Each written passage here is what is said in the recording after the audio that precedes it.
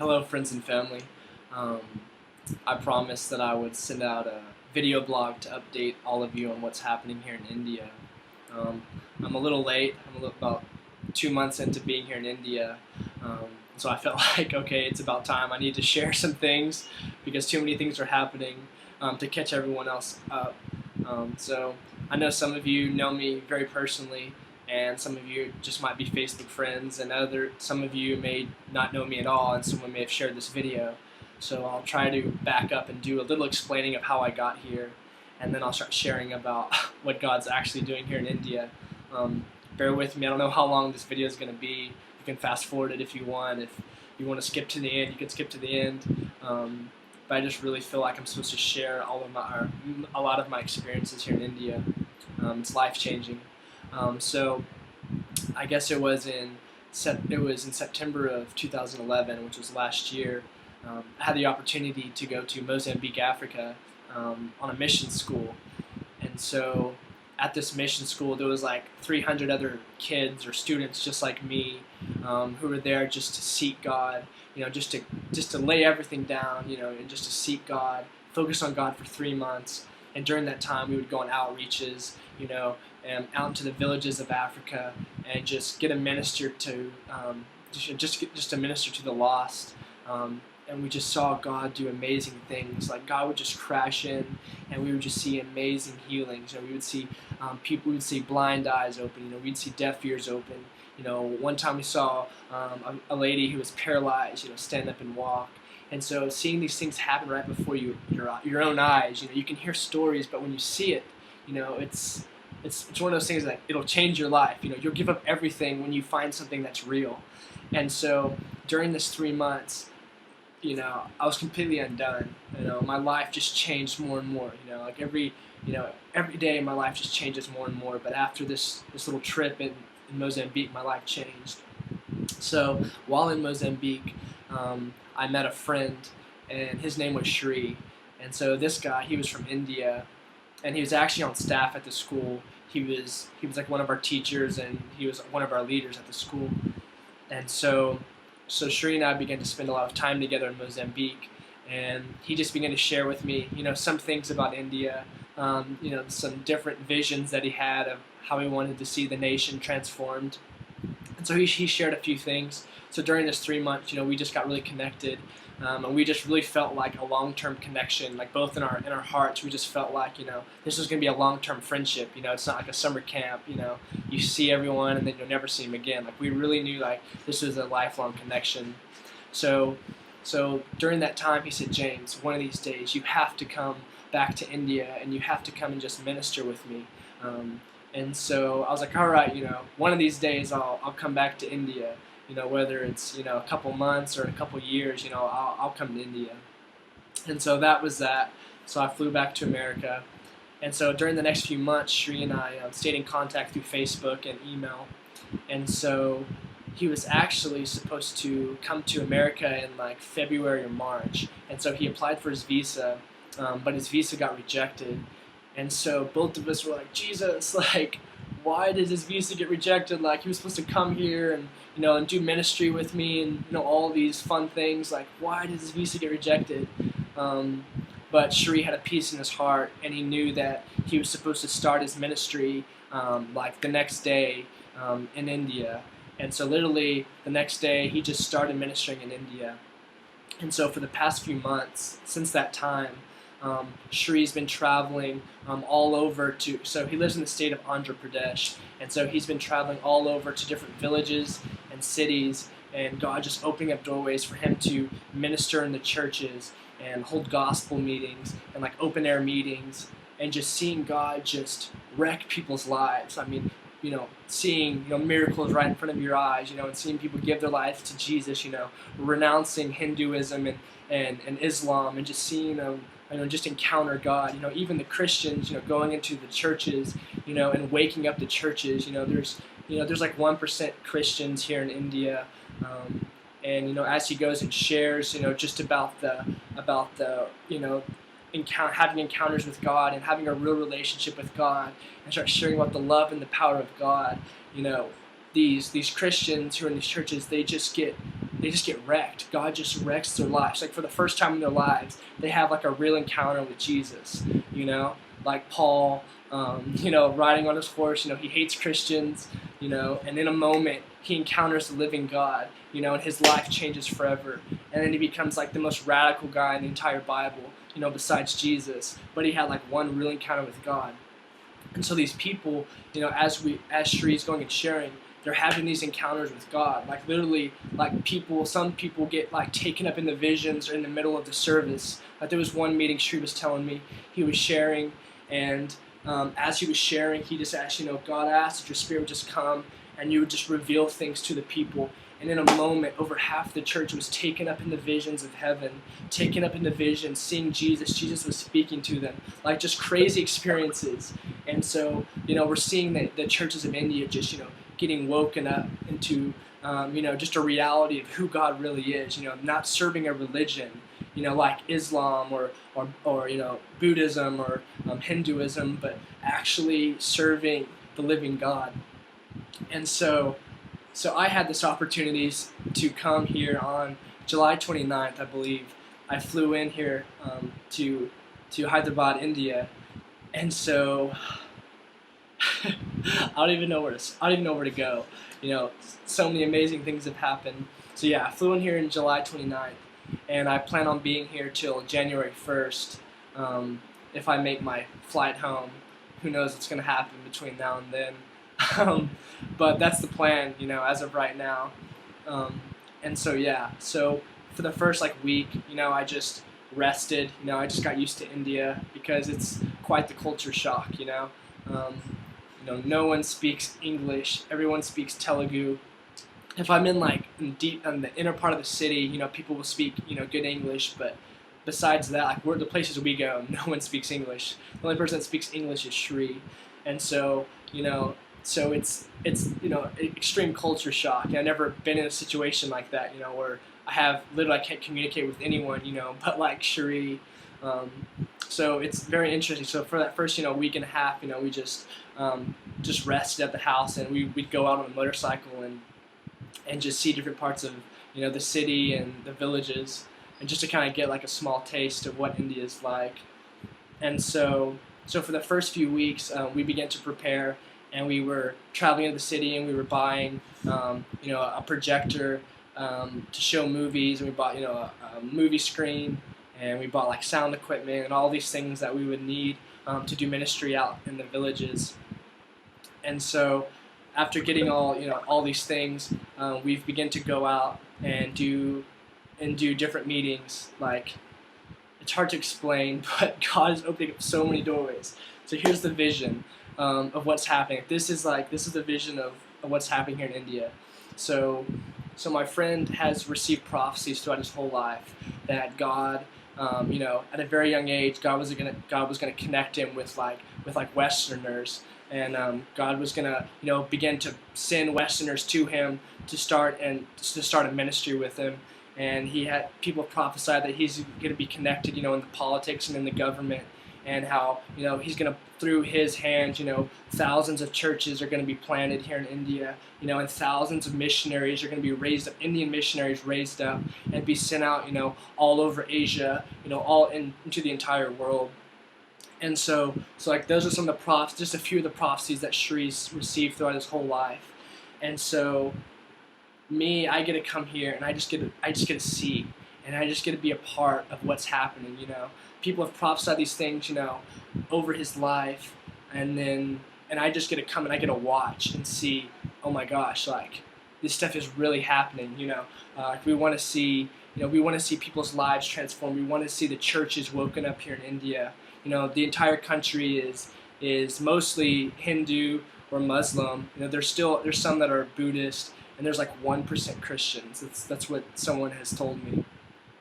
And out of that 1%, you know, most of them are just stuck in just religion. Out of that 1% of Christians, they're just stuck in religion. They don't understand how much God loves them. They don't understand about the supernatural. Like, all they're understanding about God is going to a building one day a week. They sit down quietly. The preacher gets up there and like yells some scripture, and then they sing 2 songs, they clap and sing 2 songs, and then they feel pressured, so they give, a couple pennies or a couple rupees, and then they leave. And that's it. That's their relationship with God. That's being a Christian. That's what being a Christian looks like. And so when we say like we're going to the churches and ministering to the churches, when we come and share, they've never heard anything like this before, because we're sharing about the power of God. We're sharing about the love of God. We're sharing about the supernatural and how, God wants to take us and, and do crazy things in our lives. He wants to perform miracles. He wants to see people's hearts and lives transformed. And so when we're going into the churches and sharing these things, people have never heard these teachings before. They've had no understanding of the supernatural or that God actually does anything, Basically, they're just serving a dead religion, And so when we're sharing these things, people just start encountering God for the first time in their lives. Literally, people encounter God in our meetings. Like, literally, people get taken up into heaven. People get taken up into visions, and they're seeing Jesus, Like, meeting after meeting, these things happen. Just the believers, for the first time in their lives, are encountering God, So when we minister, we're just sharing simple things. What I think is simple, a simple understanding, these people have never heard before. Like, the Christians have never heard these things.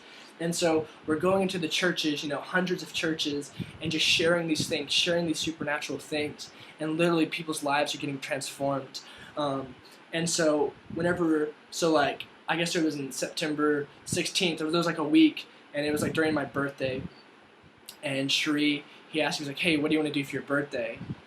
And he was like, we can go into the city, and dress up nice. We can go to a nice, restaurant, and just have cake, and have fun, whatever you want to do. And I was like, man, like, how many 21-year-olds get the opportunity to minister in India on their birthday? Like, I feel like no one's ever done that, or very few have had this opportunity. Like, I just want to preach on my birthday all day.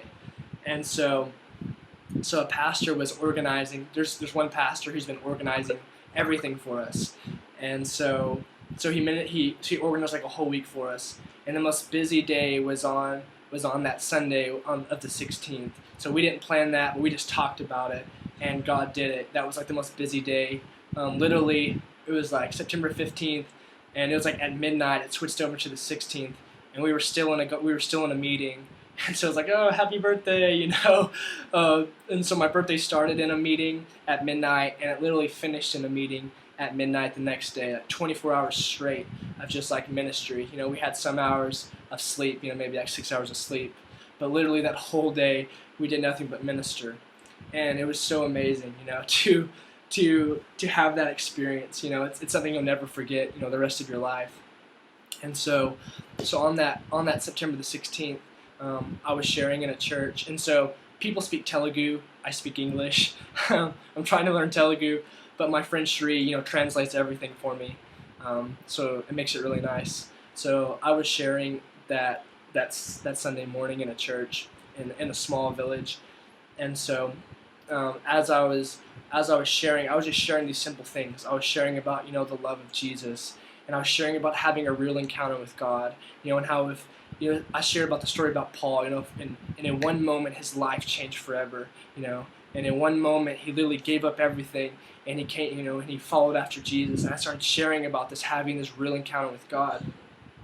And then I started sharing about, having a burden for the lost, about really caring about people who don't know about Jesus, like stop being selfish. It's like you look out the door, and 99 out of 100 people don't know Jesus Christ. Like, they're Hindu or they're Muslim, and they're going to go to hell. And like, so you're telling me it's okay just to sit here in this building, sing 2 songs, give a little money, and then go home, and that's it. Like, that's all this life is to you. That's all it means to be a Christian. Like, what about the people who don't know? Like, we have to wake up. And as we're going to share, we have to wake up. We have to go out. We have to carry a burden for the lost. And we have to want to see people's lives changed. So as I was sharing these things, literally people were encountering like the power and the presence of God. Literally people were like shaking. Some people were shaking. Most people were just weeping and weeping and weeping as I was sharing. And it's God's anointing, as we go out and as we're sharing. People have never ever experienced these things, as we're sharing. They've never encountered the presence of God. They never felt the peace and the love of God. But as we're sharing, literally Jesus just shows up. the presence of God just floods into those buildings wherever we are, and literally everyone encounters God. Whoever's in that building encounters God. And so, after sharing, we just went out and began to lay hands on the people. And so no one ever has laid hands on them. Like, we kind of take it for granted in America, like, oh, people laying on hands and praying. Like, no ministers ever do that to the people here in India. And so everything we're doing is like completely new. They've never experienced this. And so we were just walking out and just laying hands on the people, and asking that God's, love and His glory would just, touch them. And as we would pray, literally they would encounter God. Some people would just encounter God, and they would just hit the floor like a rock. And they would be, in a vision or something.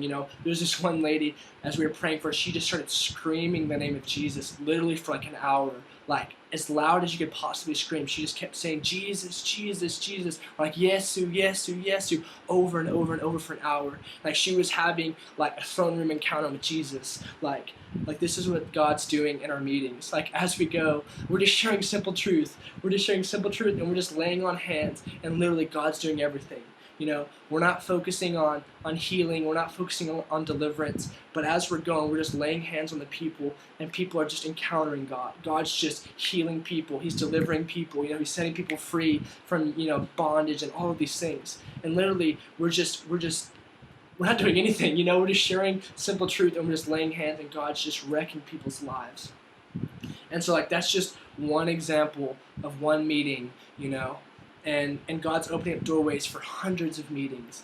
Like, literally, if, the phone ring, my friend Sherry's phone rings 24/7, and it's pastors and people calling, saying, hey, please come to our village, come and do a meeting. We want you to come and share. Our people need to hear your teachings and what you're saying. Literally 24/7 people are calling. Pastors are calling, like, hey, we want to set up a pastors conference, and bring, 500 pastors. We want you to come and share in these meetings. It's like, God's opening up crazy doorways for us. Like Cherie's, Cherie's 27. I'm 21, and it's like we're nobody. We're nobody. There's nothing. I tell people, there's nothing special about me. There's nothing special about me. But the only thing that's different is I'm willing to go. And I'm willing to put myself in any place. And I'm just willing to let God use me. And that's all it takes is willingness. If we're just willing to follow after Jesus, He'll do this with your life. And so, literally, these crazy doorways are opening up for us. So here we have this vision, to see thousands of churches planted, see missionaries get raised up, and all these things, and literally it's happening before our eyes. Literally the phone rings 24/7. People are begging us to come and do meetings, begging us to come and do gospel meetings in their villages, and so it's just like crazy opportunities, and Jesus is just wrecking people's lives. Like every meeting, people are encountering God like they've never encountered Him before, It's something like I've never experienced before, and it's overwhelming. It's so overwhelming, but it fills me with so much joy seeing people's lives changed. I shared with someone, I was like, we can see miracles. Miracles are amazing. Seeing blind eyes open, it's amazing. But those blind eyes can get damaged again, and they can go blind again. But I was like, the biggest miracle there is seeing someone's heart changed. Seeing God transform someone's cold heart.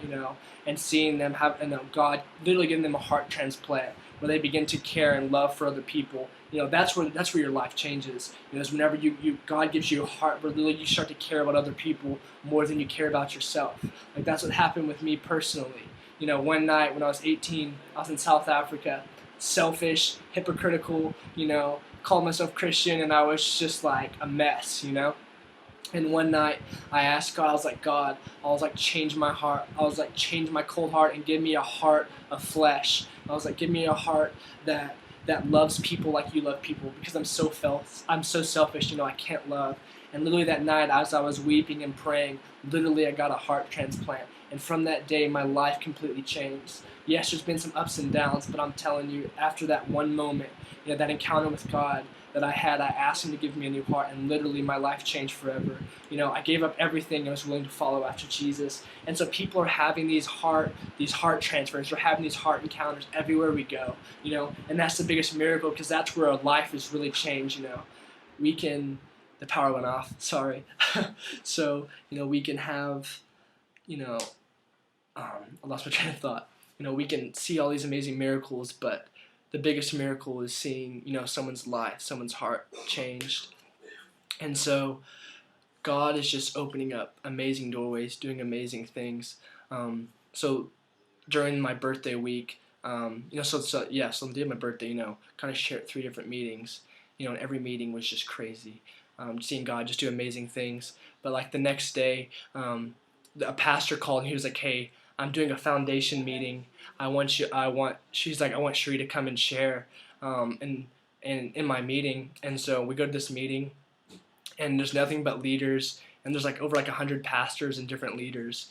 So everyone that's there is pastors over, like there was some pastors that were over 100 other pastors, like over 100 other churches. They're like major leaders in this area, and so Sheree just began to share. He shared for 45 minutes.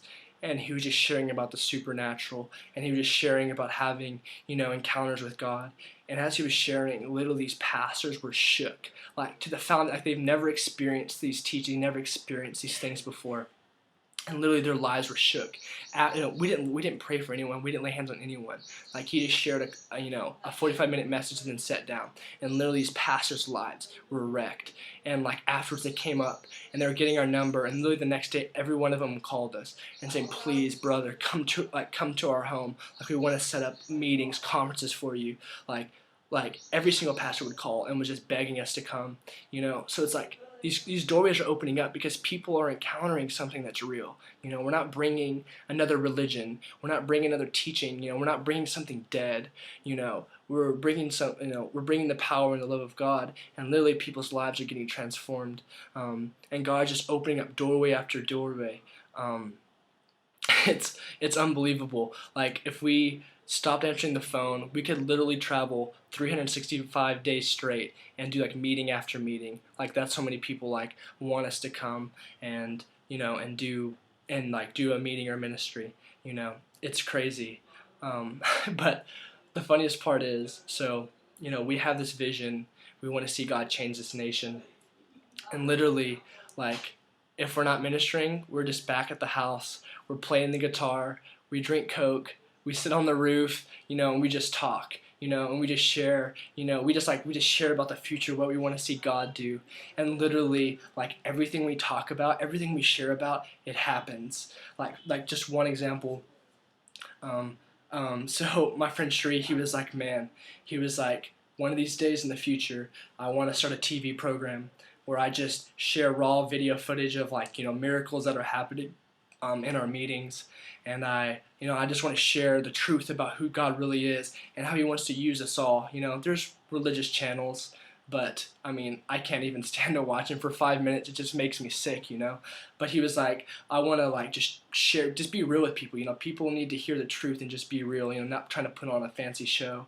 And so he's like, I want to show it on the most secular channel here in India, and it's called Channel 9. And so he was like, but it's impossible, to air this on Channel 9 because it would be a Christian show, and this is a secular channel. So we were just, talking about, God, we want to see this released. And so literally a few days later, my friend gets a call from one of his colleagues, and they both studied masters together, communication. And so this guy just was asking Sheree, hey, what's going on with your life? I haven't talked to you in years. And this guy so Sheree starts telling me how he's ministering now here in India, and Sheree started sharing what God's been doing in his life. And so this guy starts to share how he works for Channel 9 news, and how he's in some position where he airs TV shows. And so Sheree started sharing about what he wanted to do, in India. On this Channel 9, how he wanted to show, footage of miracles and testimonies of what God's doing, and just being real with people. And this guy was like, well, that's impossible, but I have that connection. If you wanted, I could get you a slot on Channel 9. I could do that for you. So literally we just sit on the roof, we played the guitar, and we just drank Coke, and we talked about it, and then God just released it. God just did it, And so just things like this, literally, like are happening, So it's like you hear the prophecies of like God changing this nation, but then you start to see it all coming together. You see how literally people are going crazy everywhere we go. People are freaking out with what we're sharing, and literally people are begging us to come, and people are getting encountered. Shri, was doing gospel meetings before I came and just seeing, amazing miracles and just deliverances and different things. And so I guess it was a couple weeks ago, Shri, we were at a church speaking. Shri was speaking, and so after the meeting, we were trying to get into the car, and we were trying to go to another meeting. We had like another meeting like right after that, and so as we were trying to get in the car, a woman brings up like her son, and she said that he was deaf since birth. He was like 8 or 9 probably, and so we're like, all right, we'll pray for him really quick. So lay hands on him. Shri starts praying, and like literally a 30-second prayer, all of a sudden the kid starts to hear for the first time in his life. He's been deaf since birth, and he begins to hear for the first time. And not only does he hear, whatever we're speaking to him, whatever Shri was speaking to him, the kid began to repeat what was said, which is even a bigger miracle. Like God really like released his tongue so he could like articulate and he could repeat the words that were happening, So like this kid gets healed. His mom's like freaking out, She's freaking out like, oh my gosh, like this just happened, Like his whole life he'd been deaf, and then in a moment, Jesus just touches him and heals him. And so we're trying to get into the car, and then another lady brings up a kid, like almost the same age. They look like they're brothers, and this kid was deaf too. He was like 8 or 9 as well for his whole life, completely deaf. And so in a moment, prayed for him, same thing. After like 30 seconds, his ears open up. He hears for the first time. And he not only hears, but he begins to repeat, what Shri is saying, So it's like so amazing. And so right after that, we just like, we leave, like we get in the vehicle and we start driving away to another meeting. And so I look at Shri, I'm like, you don't understand, like if this happened in America, people would be freaking out. They'd be talking about this for like years, like that would be like some defining moment of their life, seeing someone deaf healed. And it's like we just saw 2 people healed, and we praise God, but then we get in the vehicle and just head off to another meeting. It's like it's awesome, but God does those things. It's just part of his nature. He wants to heal people, he wants to set people free. And so yeah, God's just doing crazy things like that. Everywhere we go, we see God just touch people. But like I said, the biggest miracle is seeing people's, hearts changed and transformed. And so literally, we're going to see this nation changed. Like, I wish I could explain to you, like, I kind of shared the big picture of like, we're going to see thousands of churches, we're going to see Indian missionaries raised up, but literally, like, these things are happening, and people probably say, oh, we're going to be connected with the politics, and literally, like, God's organizing meetings where we can go and share with like major political leaders of this state, and it's like, we're nobody, but it's like me personally, like, we're nobody, but when we begin to follow after Jesus, we get to step into this place of royalty. We're literally kings and we're queens with Jesus, and literally we can do like, God takes us before kings. We can do anything. When we realize who we are. Like James Cothman is no one. But when I'm serving God, I know I am someone. And so it's like it's so amazing, just seeing God transform people's lives. I don't even know like what to share. There's so many experiences.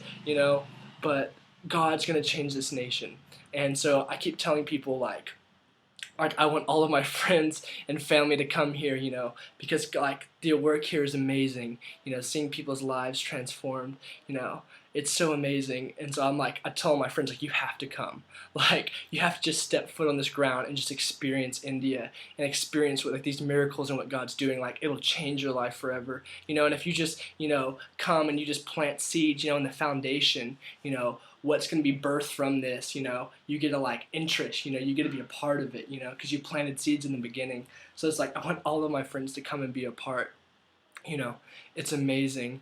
And I'm like, God, why are you giving me an opportunity like this? Like, literally, I'm like, it's like you can hear people share, oh, like a big vision. People can have big visions. That's awesome. But it's like, it's another thing when you start to see it, like, it's turning into reality. Like, you see it happening in front of your eyes, and like, this is impossible, but for some reason, God's opening up these doorways, and doing these things, and so it's so awesome. Yeah, Jesus is crazy. And so, I'm sharing some of these things, but I'm not just sharing them just to share them. You know, I know there's a reason why people are watching these videos, and if anything, I want people's eyes just to be opened, just to how real Jesus is. He's not just an American God. You know, he's not he's not some religion. Like, he literally is the living God. Like, literally undeniable encounters with God, seeing God do undeniable miracles right in front of your face. You know, you can't deny it. And so it's like, I want people to realize this God that we serve, whether we call ourselves Christian, or we call ourselves atheist, or agnostic. It doesn't matter to me. But I want people to realize how real God is. And if you knew me personally, you could just it's like, why would I lie to you? Like, if you knew me personally, you would never have expected this to happen, in my life. But it's like, I encountered something real, and so I was willing to give up everything. I was willing to trash the American dream because I tasted something that was real. I tasted something that was real, and God gave me a heart where I just wanted to help people, the rest of my life. you know it's so amazing. So I just want people to hear what God's doing and how real he is. And if this encourages you, I hope it encourages you. If this offends you, I hope it offends you. Sometimes we need to be offended. Sometimes we need to be shook in our faith.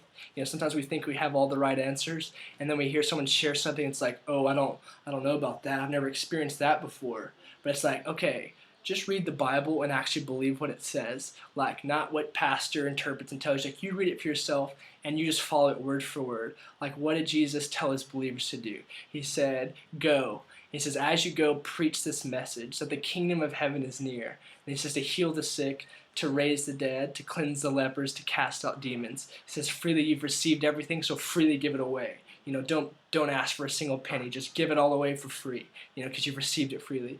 And so when we begin to obey these commands, we see God do amazing things in our lives, and God just supernaturally does everything. All it takes is willingness.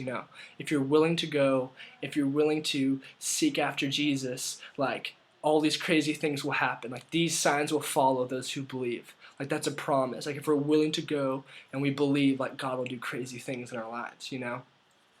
And so, yeah, it's overwhelming, but it's not all, there's not all just glory stories. Like, one day I asked Sri, I was like, hey, I really feel like we're supposed to go to a leper colony. Do you know where there are any leper colonies? And so he was like, yeah, there's actually one really close. So we drove to this leper colony, and so we went in, and so it's just like divine appointments. God just takes us to the right people. So we go to this house, and there's a kid outside playing, and so we're like, hey, we started sharing what we were doing. And so he started coming with us, and he started telling us what's happening. And he said, there's about 400 lepers that live in this colony. But he said that most of them are out right now. They're out in the cities begging. They're begging begging to survive. So, like, here in India, like, security is found in family.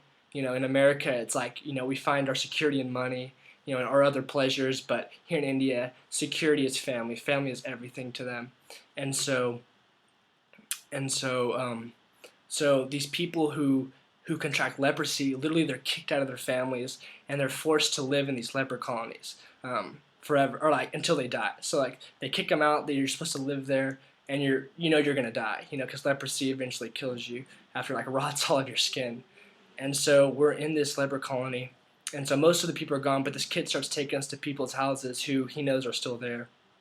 And so yeah, this is just like reality. So we go to this one house, and literally it looked like a closet, like a big closet, like a walk-in closet was the size of this, like, house. There were no windows. I mean, when we walked in, there was a woman sitting on the ground, and she was just sitting in the most disgusting filth. There was like no air circulation. It was just nothing but just filth everywhere. It was like literally like sitting in a garbage dump inside a house, but it was just like human filth and just rotting flesh. You could smell it. So this woman was sitting on the ground, and so we look down, and we start talking to her, or Shri starts talking to her in Telugu, And so as they're talking, he asked, how did you come here? So she starts sharing her story about how 20 years ago her husband got leprosy, and so he was forced to come to this colony. And so most people leave their families and they force them to go, but this woman decided to go with her husband. So she basically like gave up her rights and as an Indian citizen, and she just went and lived in this leper colony with her husband. So after living there for 4 years, her husband died of leprosy, and so she was left widowed, and so she'd been living there for 16 years by herself in this like little tiny room. Um, and so during this time, she had contracted leprosy as well. So now she was a leper, and so she was telling us how 4 years ago she had fallen and she had become paralyzed. And so literally she was sitting on the floor and she's like, I haven't left this place in 4 years. Like there's no lights in this building or anything. She's literally sitting in the dark, and she's like, I haven't left in 4 years. And she was like, the only reason I'm alive is because a lady brings me, like a bowl of rice, like once every other day or something. She's like, that's the only reason I'm alive. And she's like, I'm just waiting to die, Like right now, that woman is sitting there, in that house, just sitting there. So it's like when you're faced with this reality, what do you do? What do you say to someone, who's in that situation, oh, it'll get better. Like, what do you even share, like that's a real situation.